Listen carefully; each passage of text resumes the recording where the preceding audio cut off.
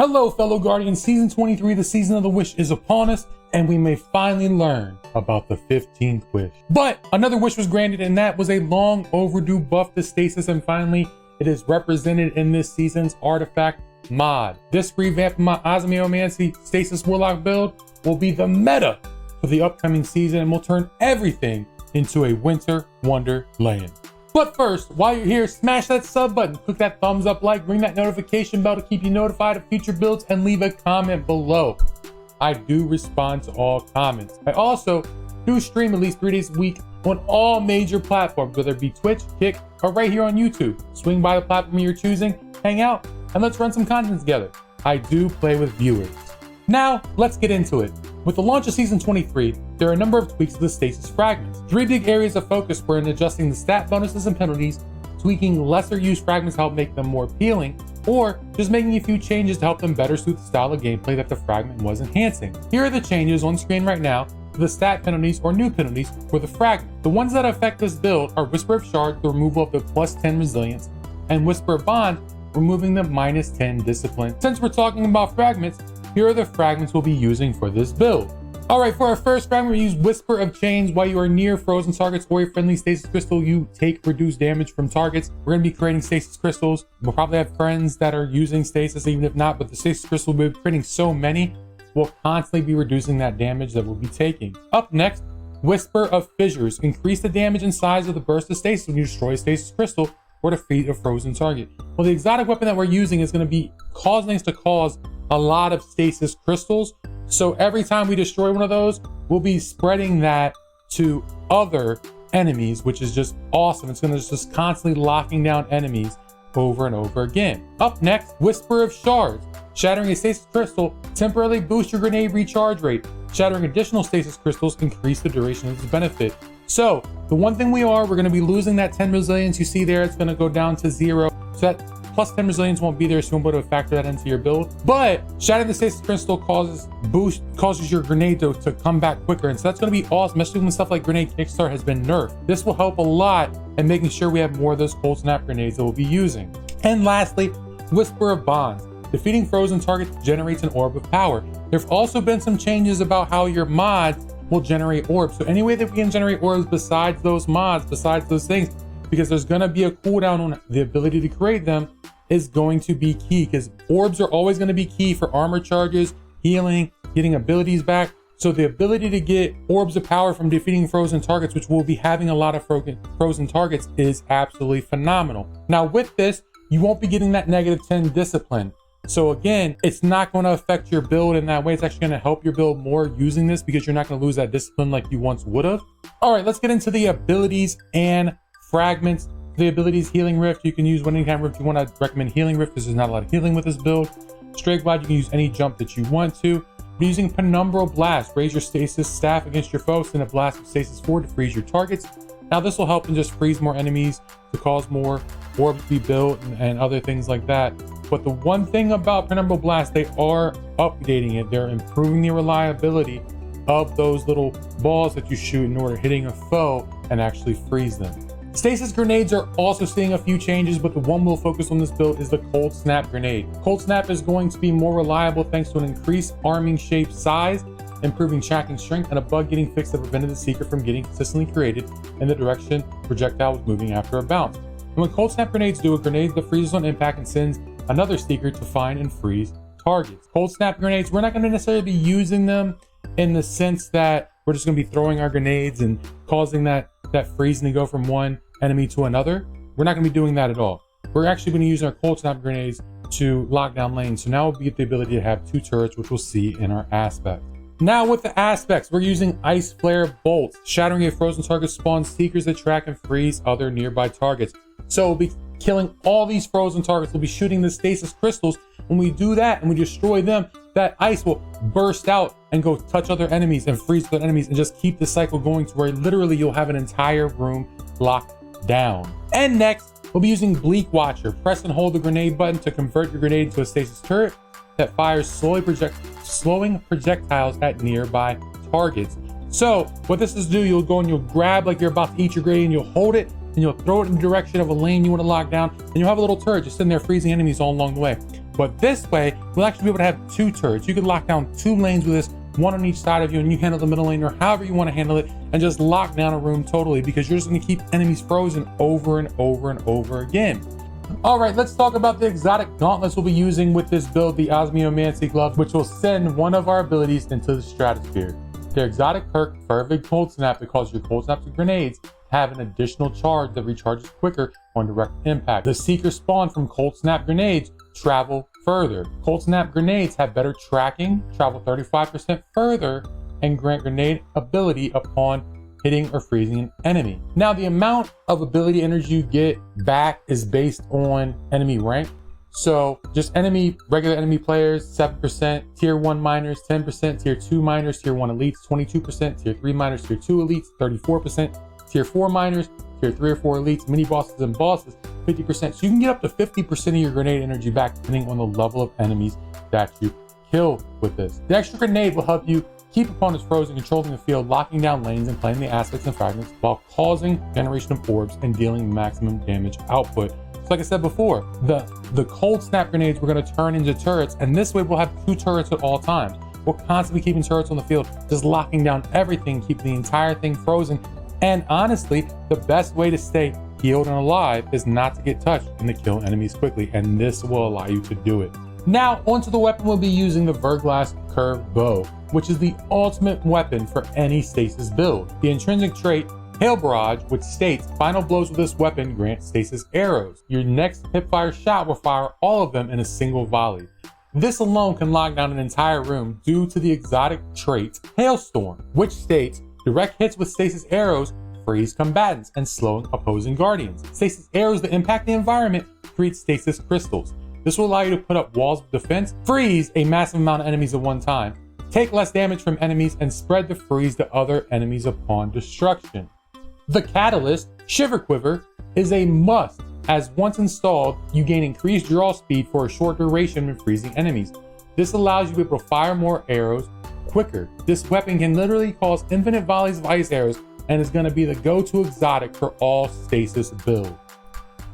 Now, as for other weapons you're going to use with this, I'm going to kind of build into this season's ideal of mixing stasis and solar and strand. You want to use a combination of those. So we're going to be using a solar sidearm with this. Sidearms are going to be in a really, really good place. They already are, but they're going to be better because they're going to be anti-barrier.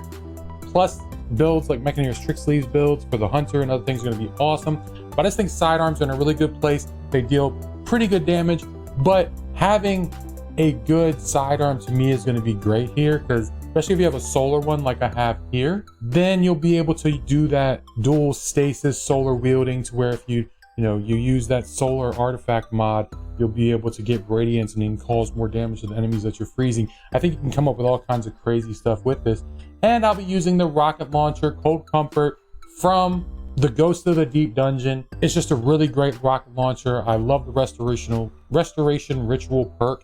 It's a really good perk. Getting those extra rockets, having Envious Assassin, having 3 or 4 rockets ready to go, and then dealing with the explosive light. It's just absolutely phenomenal. I love that a lot. And as for your stats, we'll go over this really quickly. You always want to try to get 100 resilience, 100 discipline, and as high recovery as possible. As you see right here, I have 111 discipline. It's going to go down to 101 as soon as the update drops, because I'm going to lose that plus 10 resilience. I'm also going to have my discipline's going to be at 100 because I'm going to remove that negative 10 discipline that I'm going to get from the fragments. But overall, you want to get 100, 100, 100 if possible. But with this build, I have 100, 170. But yeah, definitely resilience, discipline, so you can get those grenades back quicker, and then recovery is always great because you'll be able to get your health back quicker if you're in a dire state. All right, everybody, let's get into the artifact mods for this build. And when the artifact first comes out, you're not going to have all of your mods available to you. You're going to have to upgrade that artifact as quick as possible. That's why I've been stacking bounties to hopefully get it done. But here are the perks you'll be looking for in your artifact. For the first tier, I'm gonna be looking for anti-barrier sidearm, overload auto rifles, unstoppable bow. You can pick and choose any of those depending on what you're using. I just highly recommend the unstoppable bow, and since we're using a sidearm, we're gonna be doing a lot of content with champions. I want that anti-barrier sidearm. So for column number 2, we're gonna use Flame, Fiber, and Freeze. What it does is it combines the Solar Strand and Solar Stasis Siphon mods into one. So you're able to just throw that on. So if you are using solar and stasis like we're going to be, it's going to synergize and make to where we can get orbs from either orb. Up next, blast radius. Rapid final blows with rocket launchers and grenade launchers grant armor charge. We're using rocket launchers. Rocket launchers are meta, so this will give us another way to grant armor charge, which armor charge is Bay. And lastly, in column number 2, from whence you can increase the ability damage to take and scorn combatants. We'll be fighting a lot of taking combatants, especially if we're beginning going back into the Dreaming City. We're going to be doing Shatter and Throw in part 2. So I believe that's going to end up being a really big deal. From the third column, we're going to be using Wished into Being. While your super is nearly fully charged, ability final blows spawn orbs of power. Wearing Season of the Wish armor decreases super amount threshold. So the first part is what's going to matter the most, is that while we're not fully charged, our final blows are going to create orbs of power. And more ways to create orbs of power, the better. Not only will we be able to get our super back quicker, be able to get our healing, be able to get our surge, we'll get all kinds of things. And if you're wearing the seasonal armor, you get that super threshold deducted even more, which is a plus. All right, into the fourth column, Pillar Vice. Killing encased combatants spawn stasis crystals, and we already see stasis crystals are going to help us in all kinds of ways. You're going to see that throughout this build, so that's just amazing. Another way to create stasis crystals. Overload rocket launchers. Obviously, it's going to stun overload champions. I don't have to go into that too much. And lastly, for this column, Dragon's Bite. Breaking a combatant shield with a strand or stasis weapon has a chance to suspend or freeze that combatant. Wearing Season of the Wish armor increases this chance. So again, if you're wearing Season of the Wish armor, better effects, but we won't really necessarily need that here, because not only will our Verglass curve freeze when we fire freely from hip firing, but it also has a chance to freeze enemies just from the regular arrow, which is huge. It makes this weapon even better than it already is. And for the final column, we're going to use Hail the Storm. Shattering encased targets and stasis crystals deals increased damage. Shattering a stasis crystal releases shards of ice that damage and slows targets. So another thing, works synergistically with our fragments and aspects. We're going to shatter encased targets, we're going to shatter those crystals, and we're going to deal increased damage. It also is going to spread that ice further and further. And lastly, we're going to be doing Argent Ordnance. Firing a rocket launcher consumes 1 stack of armor charge, granting increased damage and reload speed until you reload or store your rocket launcher. And for me, those are the perks that I'm going to look for my season 23 build. For this build, I just can't wait to see it. I'm so excited that we finally have stasis artifact mods. It's crazy.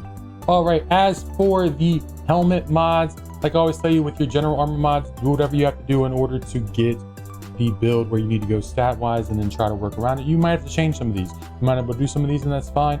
But overall, try to get as close to this as possible on your mods.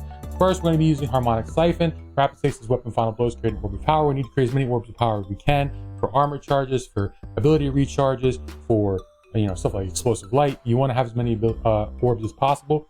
Then you have Ashes to Assets. Gain super energy on grenade kills. We have 2 copies of that. That'll help us get our super back quicker. As for the Osmiomancy gloves, like I said before, in passing, they did nerf grenade kickstart a little bit, but it's still something that I would use definitely, because having those grenades up as much as possible is going to be a big plus. We're also going to be using Impact Induction. Causing damage with a melee attack reduces your grenade cooldown. Use a ℃𝕆𝕃𝕆 blast. We'll get those grenades back quicker. And then Fastball increases the grenade throw distance. I just threw Fastball in there in case you need to throw that turret really far. All right, as for your chest armor, I say use whatever mods that you need for resistance, solar resistance, stasis resistance, whatever you're going up against, whatever activity you're doing. I would change the resistance depending on what you're going against. And as always, charged up. Best in slot mod for chest piece increases the maximum number of stacks of armor charge and carry by 1. Because once again, armor charge is going to make our grenade come back with grenade kickstart. It's going to give us extra weapon damage. It's just going to do a multitude of things that we're really going to want to have.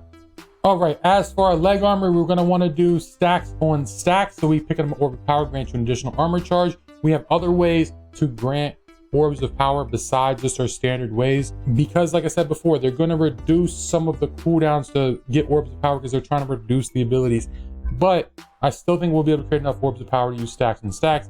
But if you do need to have some power rearranged, you could try Elemental Charge, which gives you an armor charge eventually for getting stasis shards. But to me, Stacks and Stacks is more reliable, that's what I go for. And I have Better Already. You go and you pick an order of power, your health begins to regenerate immediately. I like Better Already a lot. I like any kind of healing that I can get for the Stasis build. And finally, we have the mods for your Warlock bond. We're gonna use Reaper. After using class ability, your next weapon, Final Blow, creates an orb of power. So that's gonna help us get more orbs of power. Once again, there is a cooldown on stuff like Reaper. Powerful Attraction automatically collects orbs of power when you activate your class ability. So we throw that rift down, we get those orbs of power, we get that armor charge, we get that stasis surge, we get all kinds of different things. You know the drill. And lastly, Bomber reduces grenade cooldown while using class ability. So you'll be getting your grenade back quicker by using your rift. And that's it, everyone. That is the build. This build is absolutely phenomenal, and I can't wait for the season 23 start to see this in action, to go with the artifact mods and stasis updates. Dim link for this loadout is in the description. Leave a message in the comments what you think of this build, if you've tried it, or what build you want to see next. It might be that ℃𝕃𝕃𝕆𝕎 Hunter build. I'm just saying. Hit that subscribe button, that thumbs up like, and ring that notification bell, and check me out live on the platforms below. I hope to see you there sometime soon. Until then, feel free to click on one of the videos on your screen right now for more fire builds and content. It's your boy Old Man Sim out. Peace.